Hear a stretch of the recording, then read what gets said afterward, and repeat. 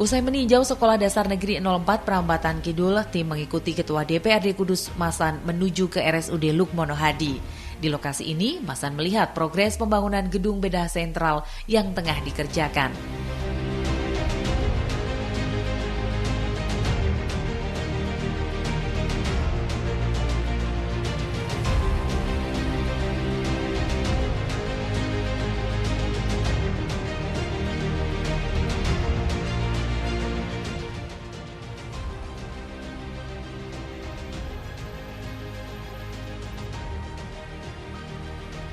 Konstruksi gedung bedah sentral didesain untuk pembangunan 6 lantai.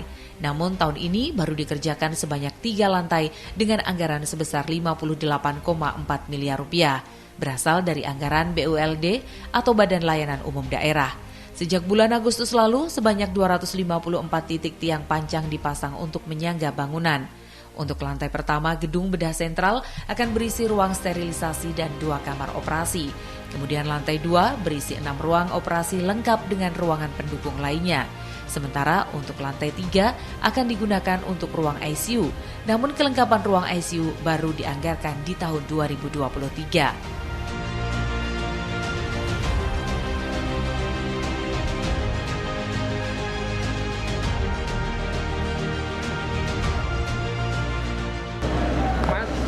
Posisi Bapak dijelaskan, kamu sedang ngecor apa ini yang atas? Oh, ini sedang persiapan kita ngecor lantai 4, Pak. Terakhir. Lantai terakhir. Atap sementara. Ya, terakhir Pak. Ini ya. Terus nanti 1, 2, 3, 100%. Ya. Berarti nutup itu ada lantai 4. Ya, itu atap ya, sementara. Atapnya sementara lagi. Ini muka itu lantai berapa?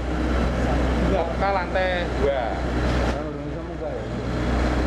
Sementara bisanya ada tangga evakuasi.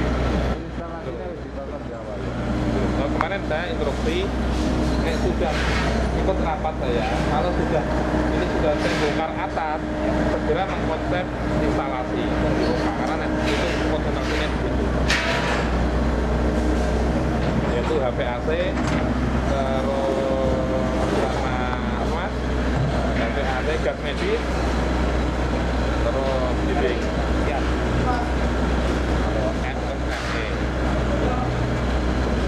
Target waktu kan berarti tinggal 2 bulan. 3 bulan. Tidak waktu.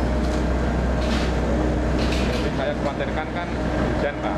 Jadi saya ngoyaknya lantai 4 harus segera tertutup. Jadi nanti terbuka bekerja.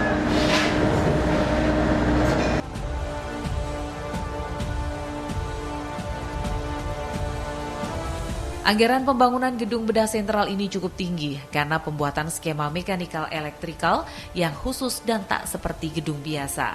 Pengaturannya juga cukup rumit.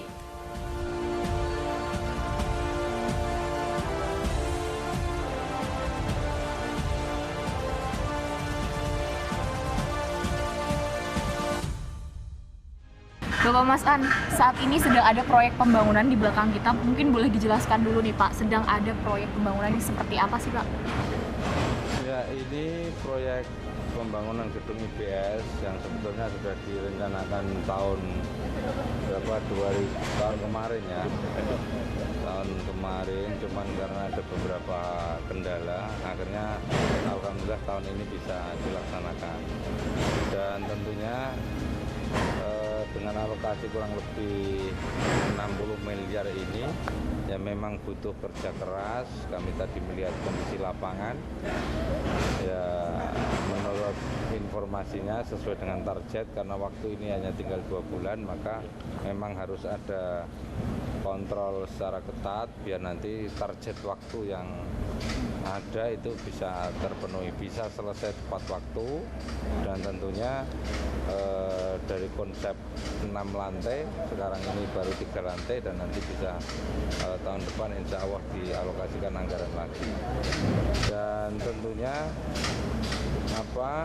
dari seluruh kegiatan yang ada ini, lantai 1, 2, 3 bisa langsung dimanfaatkan di tahun depan.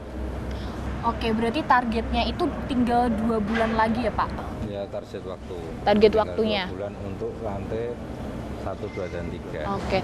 Dan nanti 2023 insya Allah nanti kita lakukan penambahan anggaran lagi biar selesai dari target 6 lantai, yang akan kita bangun untuk gedung IPS ini. Oke, untuk difungsikannya nanti bangunan ini akan difungsikan seperti apa?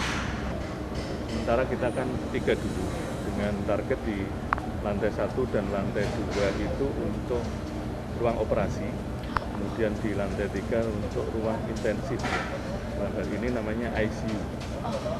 Jadi kita rencanakan maksimal mungkin bulan Februari kita bisa beroperasional di situ, karena kan ada proses pemindahan alat-alat yang ada di IPS lama ke IPS baru dan ICU lama ke ICU baru. Gitu, Mbak. Oke, ini berarti sampai saat ini sudah berapa persen, Pak? Sekitar 26%, karena kita kan pembangunan dasarnya itu kan memang butuh waktu yang relatif lama. Tapi nanti kalau untuk proses naiknya dan yang paling susah kan namanya MOT, jadi itu alat ataupun alat teknologi tinggi berkaitan dengan ruang IPS itu tadi. Oh, baik-baik.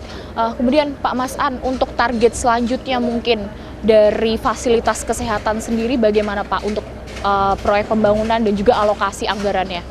Ya, konsekuensi dari gedung yang sudah kita bangun tentunya alat kesehatan yang sebagai alat penunjang IPS pasti kita nanti akan lengkapi. Jadi itu sudah menjadi konsekuensi dan sudah direncanakan. Insya Allah clear lah, insya Allah bisa nanti. Baik di APBD 2023 maupun seterusnya.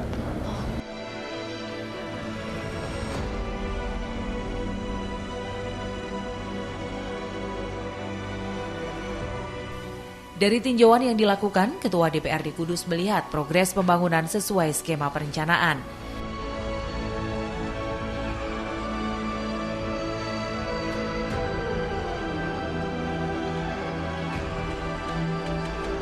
Pak Mas An tadi udah melihat-lihat juga nih Pak terkait proyek pembangunan. Dari pengawasan Pak Mas An sendiri sebagai Ketua DPRD, keberjalanannya seperti apa Pak?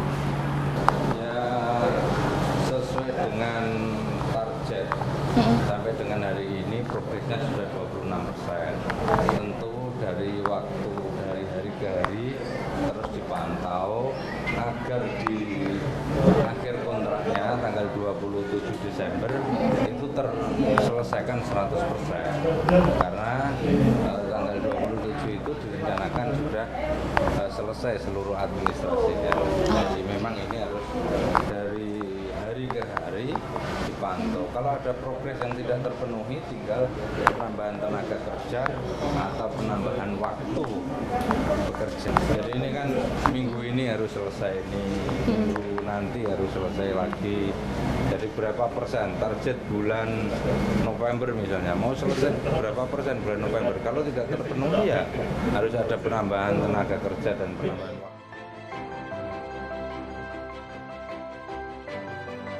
Sebagai pimpinan lembaga wakil rakyat, Ketua DPRD Kudus Masan rutin melakukan sidak untuk melakukan kontrol dan pengawasan agar pembangunan yang menggunakan uang rakyat dapat berjalan secara maksimal untuk kepentingan rakyat Kudus.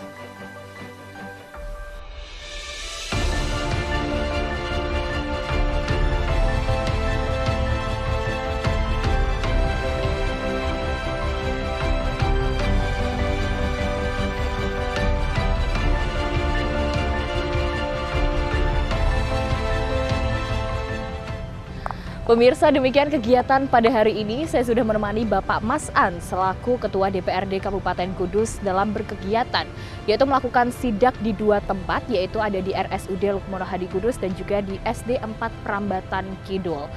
Dengan pengawasan yang sudah dilakukan, diketahui bahwa semuanya berjalan dengan lancar. Pemirsa, nantikan episode liputan khusus selanjutnya bersama saya, Elma Rosana.